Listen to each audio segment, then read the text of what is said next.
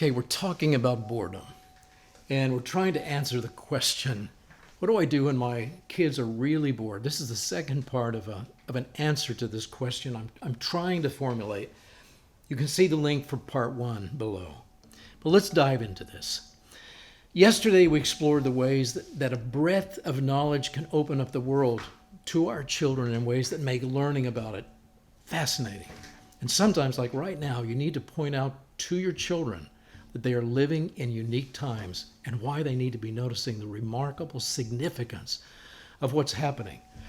Now, Abigail Adams did this for her son, John Quincy Adams, in the 1770s. She was Mrs. John Adams, the wife of the dynamic American founder. Now, Tom Hanks, the actor and filmmaker, made a miniseries about the family and their times. As a boy, John Quincy had lived through the amazing War of Independence. He watched it unfold.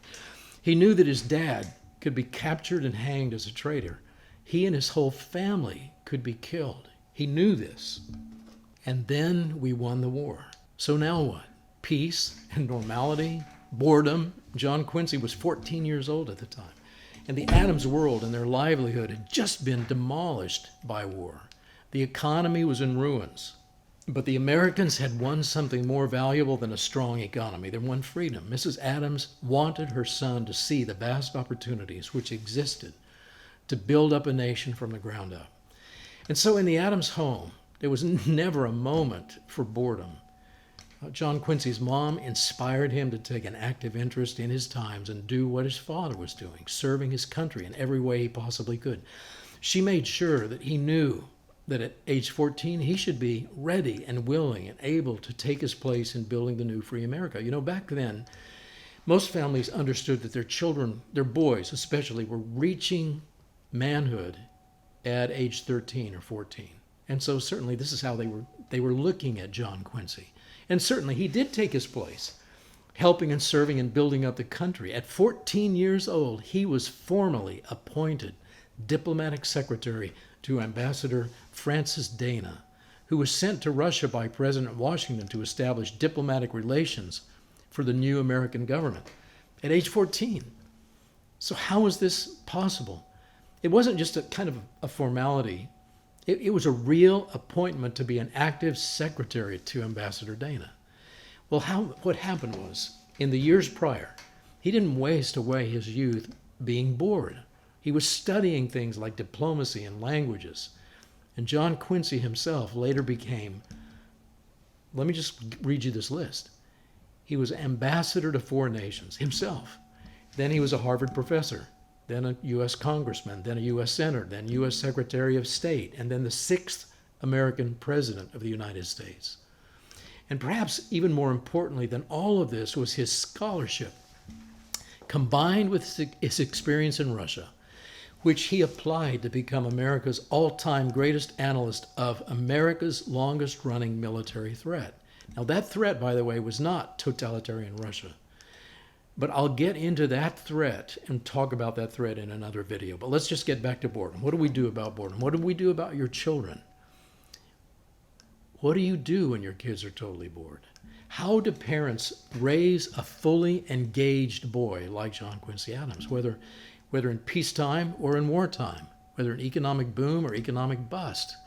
One clear answer is this: provide for your children lots of input when the children are very young. Young John Quincy Adams experienced one of the most fascinating periods of world history, and his parents made sure he was learning from the experience, learning about what was going on around him. Bad guys were everywhere. Hateful and destructive ideologies were everywhere. But so were principled men who stood up to them. John Quincy grew up among a remarkable company of American founders who were ready and willing to engage the world, to contend with difficulties, to define tyranny and liberty, and to fight the right enemy at the right time. And John Quincy had this privilege of walking with heroes because the adults of his time were willing to live like heroes and die like heroes. And they were willing to stand up and lead. And then, so was John Quincy Adams. And his mom was encouraging him, pointing out to him who these heroes were that he was getting to see and walk with. In a surviving letter to John Quincy from his mother, we learn about his life, a little glimpse into the family vision for heroic living. Abigail helped her son by interpreting reality for him, showing him the context of history in his immediate past and immediate future. John Quincy was 12 at the time of this letter. He was preparing to travel with his father to France on a diplomatic business trip for his war-torn nation. And here's what she wrote. These are times in which a genius would want to live. It is not in the still calm of life or in the repose of a Pacific station, meaning something that's really peaceful. It's not then that great characters are formed, meaning personal character. The habits of a vigorous mind are formed in contending with difficulties. All history will convince you of this, and that wisdom and penetration, meaning wisdom that you get, and having a penetrating mind, a mind that can really understand things. Wisdom and penetration are the fruits of experience, not the lessons of retirement and leisure. Great necessities call out great virtues, like they just saw in the war. It was necessary for them to rise up and act, to rise up and lead, to stand up and lead. And it says it calls out great virtues. If you're going to do that, you've got to have the virtues that you bring to the table. When a mind is raised and animated by scenes that engage the heart, and she would point out to them scenes, battle scenes that they could see from where they were in Massachusetts. Battles going on across the harbor in the daytime, in the nighttime. The glow of cannon fire and fire, houses being destroyed.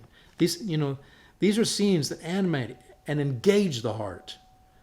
Then those qualities which would otherwise lie dormant wake into life and form the character of the hero and the statesman. That's what she said. And she was trying to inspire her son to be a hero and a statesman like his father.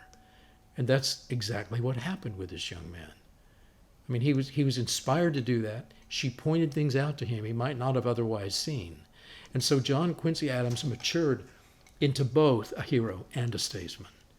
And Abigail expected him to, and this is another quote, to add justice and fortitude and every manly virtue to his life.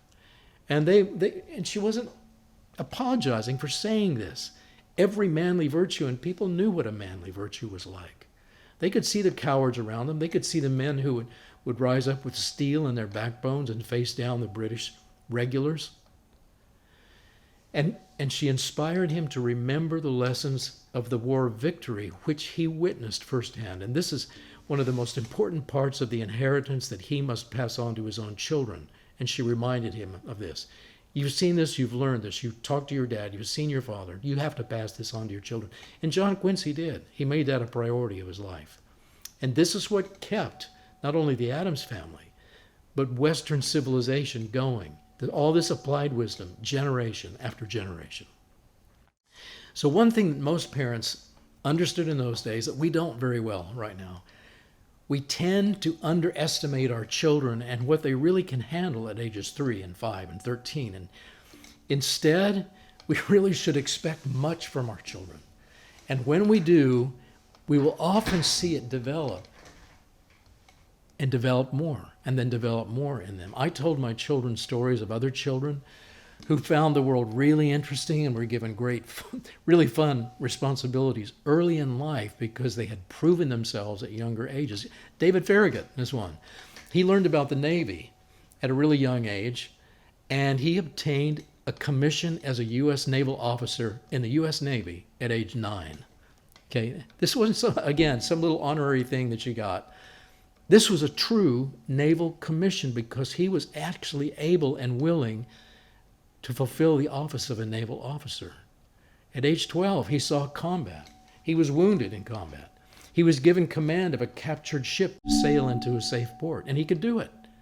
At age 12, he had to work to earn this respect that he had of adults and of the President of the United States. And he earned the trust of the greatest leaders of our country. And then he was given responsibilities and privileges of adulthood.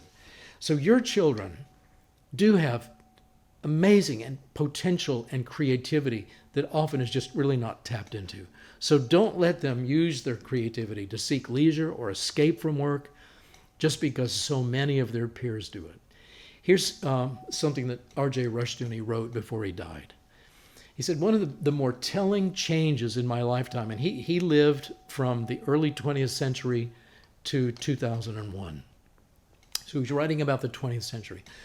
One of the more telling changes in my lifetime is from man's delight in life to boredom. Some years ago, the primary meaning of the word boring was to drill a hole. And the meaning to make weary was a minor use and not too common. But today, even children speak of being bored. The world of leisure has created boredom because it seeks escape from meaning, and seeks escape from faith, and seeks escape from work.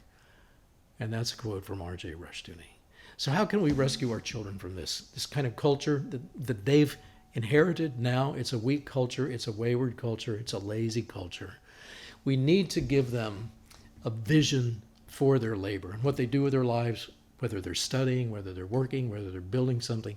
They need to have a purpose in what they do, beyond their needs being met or beyond financial reward. And this can provide a delight in life, okay? A real delight. If you're delighted with life, you're never going to be bored.